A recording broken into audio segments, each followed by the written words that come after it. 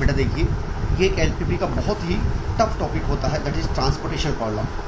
क्या कहता है? There are two factories located, one at place P and other at place Q.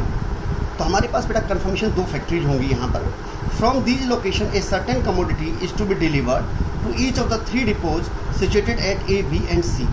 The weekly requirement of the depots are respectively 5, 5 and 4 units of commodity, while the production capacity of the factory at P and Q are respectively 8 and 6 units. The cost of transportation per unit is given from P to A। अगर आप माल भेजते हैं तो 160 rupees लगता है per unit. यहाँ पर P to B भेजते हैं तो 100 and 150।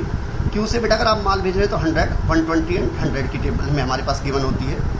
अब बताइए, how many units should be transported from each factory to each depot in order that the transportation cost is minimum? Then what will be the minimum transportation cost? What will be the minimum transportation cost? तो बेटा इस question को हम start करते हैं। तो कैसे इसको करते हैं? तो सबसे पहले आप क्या काम करेंगे बेटा, जो फैक्ट्रीज हैं आप P एंड Q, उन दो फैक्ट्रीज को आप बेटा पहले इधर मार्क करेंगे, और जो डिपोज हैं उन्हें A, B, C आप इधर मार्क करेंगे। देखिए आपको गिवन था कि P फैक्ट्री पर 8 की प्रोडक्शन है, Q फैक्ट्री पर 6 की प्रोडक्शन है।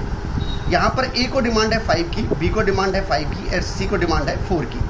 तो बेटे आपको इनको कितना कितना माल भेजें ताकि इनकी जो डिमांड है वो भी पूरी पड़ती रहे, जो हमारी प्रोडक्शन है उधर जहाँ फैक्ट्री में उधर भी कोई कमी ना पड़े, और जो कॉस्ट है वो कम से कम हो।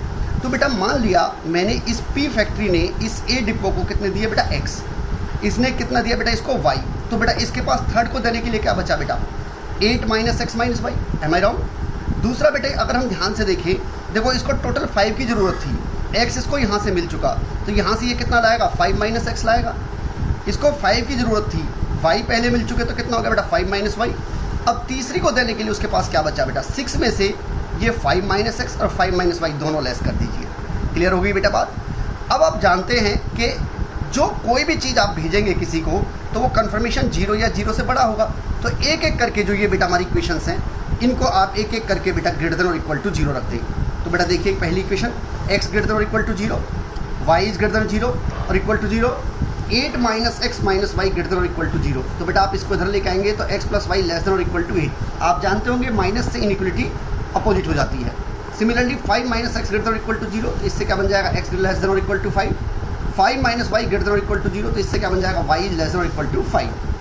दूसरी बेटा हमारे पास जो लास्ट इक्वेशन थी, तो हमने इसको ब्रैकेट ओपन किया तो 6 - 5 + x - 5 + y must be greater than equal to 0। तो यहाँ से ये x + y greater than equal to 4 हो गई। अब बेटा ये तो हमारी क्या होगी बेटा रेस्ट्रिक्शंस, जो हमने इक्वेशंस है जिन्हें हमें इनइक्वलिटी से हमें हैंडल करना है। अब बात आती है जो हमारी कॉस्ट थी। याद कीजिए हमारी जो टेबल दे रखी थी उसमें P से A को अगर आप माल भेज रहे हैं तो 160 रुपीज़ लग रहा था, P से B को माल भेज रहे हैं तो पर यूनिट 100 लग रहा था, P से C को माल भेज रहे हैं तो 150 लग रहा था, Q से बेटे हमारा 100 था, Q से B के लिए 120 था और Q से C के लिए बेटा 100 था। तो बेटे हमें अब Z जो कॉस्ट है वो हमें निकालनी पड़ेगी। तो जो कॉस्ट है वो कैसे करेंगे, जितने जितने आर्टिकल्स आपने भेजी हैं उनकी मल्टीप्लाई इन नंबर से मल्टीप्लाई कर दीजिए जो हमें कॉस्ट के दे रखे हैं। तो बेटा देखिए पहला नंबर क्या था बेटा हमारा 160 और ये x, तो कितना हो गया बेटा 160x हो गया, 100 × y हो गया, 150 × 8 - x - y ये हो गया बेटा, 100 × 5 - x हो गया, एंड 120 × 5 - y हो गया, एंड 100 × 6 - 5 + x - y + y हो गया। बेटा अब इन सब की आपने ओपन किया ब्रैकेट्स, तो बेटा ये जो चीज़ बनी that is 160x + 100y + 1200 - 150x - 150y + 500 - 100x + 600 - 120y - 400 + 100x + 100y। तो बेटा ये ऐड होने पर बचा z = 10x - 70y + 1900। आप जानते हैं कि कॉस्ट हमेशा क्या होती है बेटा मिनिमम होती है। तो बेटा अब जरा देखते हैं कि इसकी ड्राइंग कैसे बनाते हैं। तो बेटा देखिए पहली इक्वेशन है थी हमारे पास x + y लेस देन और इक्वल टू 8।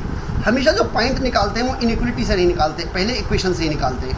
तो अब अपने बेटा एक बार x को 0 डाल दिया तो y की वैल्यू 8 आ गई, और y = 0 डाला तो x = 8 आ गया। x इज लेस देन और इक्वल टू 5। बेटा जो सिंगल नंबर वाले होते हैं वेरिएबल वाले वो हमेशा अगर x वाला है तो पैरेलल टू y एक्सिस होगा, और y वाला है तो बेटा पैरेलल टू x एक्सिस होगा। फोर्थ इक्वेशन थी बेटा हमारी x + y ग्रेटर देन और इक्वल टू 4। तो x के लिए 0 डाली तो बेटा y के लिए 4 आ गई, y के लिए 0 डाली तो x के लिए 4 आ गई। अब एक हमारी थी बेटा x, y ग्रेटर देन और इक्वल टू 0। बेटा ये हमने कैसे लिए बेटा, ये हमारे पास पर्पज़ था कि कोई भी ग्राफ जो है वो 1 पार्ट वाला होगा, ये यहाँ पर हमारे पास 4 पार्ट वाला ग्राफ नहीं होगा बेटा। तो अपन ने बेटा इनकी ड्राइंग जानी स्टार्ट करी।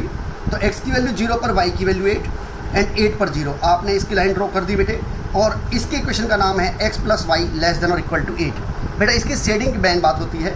हमने लेट कोई पॉइंट लिया 0,0 जो इस लाइन पर नहीं है बेटा। तो हमने जब x plus y less than 8 में डाला तो 0 plus 0 0, 0 is less than 8। True है बेटा, ट्रू है तो उस पॉइंट की तरफ शेड करना है। तो हमने इस पॉइंट की तरफ शेड किया। सेकेंड इक्वेशन आई है बेटा जो हमने ली थी, x plus y greater than और इक्वल टू 4। यहाँ पर भी बेटा आपने 0 पर 4 और 4 पर 0 ये मार्क कर लिया बेटा। अब आपने इसमें भी 0 0 डाल के देखा तो 0 प्लस 0, 0 इज ग्रेटर देन 4, ये तो फॉल्स है बेटा। तो पॉइंट इधर है, तो शेडिंग आप किधर जाओगे बेटे, अगेंस्ट डायरेक्शन में जाओगे। Am I wrong? Simply x is less than और इक्वल टू 5। तो x की वैल्यू 5 पर आप एक लाइन ड्रॉ करेंगे, ये जो हमारी है x इज लेस देन और से कम है तो बेटा किधर जाएगा, लेफ्ट में। और अगर ग्रेटर देन होता तो बेटा किस में जाता, राइट में जाता। तो हमारी यहाँ क्योंकि लेस देन है तो हम कौन से लेंगे, लेफ्ट वाला। फिर एक इक्वेशन थी y इज लेस देन और इक्वल टू 5। तो y is less than equal to, तो y इज इक्वल टू 5 पर आपने एक लाइन ड्रॉ कर ली, और लेस देन है तो आप इससे डाउनवर्ड आप चले जाएंगे बेटा। क्लियर हो गई? अब मुझे कॉमन एरिया ढूंढना है, तो मुझे लगता है ABCDEF is a common area.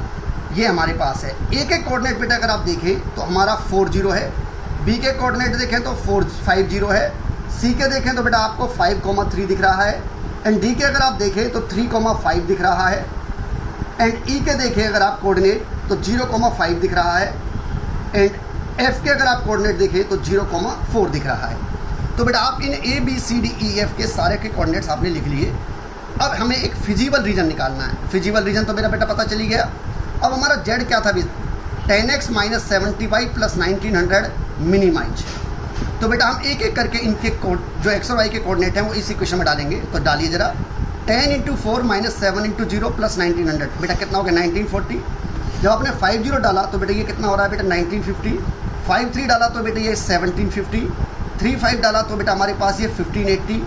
जब आपने 0 5 डाला तो बेटा ये आपका 1550 आ गया, और 0 4 डाला तो आपका 1620 आ गया। तो बेटा मुझे ऐसा लगता है कि अगर मैं देखूं तो ई वाले वर्टिस पर आपका 1550 मिनिमम आया है। तो मिनिमम कॉस्ट 1550 एट 0,5। तो बेटा अगर आप ध्यान से देखें तो इक्वेशंस को ध्यान से समझें। इसका मतलब क्या है, आपने पी ने फैक्ट्री ने ए को 0 दिया है, बी को 5 दिया है, टोटल उसके पास 8 थे, तो कितने तीसरे को कितना दे पाएगा बेटा, 3 दे पाएगा। सिमिलरली अगर फैक्ट्री बी के हिसाब से देखें, देखो ए को भी 0 मिला था तो बी के अकॉर्डिंग कितना मिल जाएगा बेटा, उसको 5 मिलाना पड़ेगा। दोनों का टोटल जितना रिक्वायरमेंट है उसके अलावा आना चाहिए।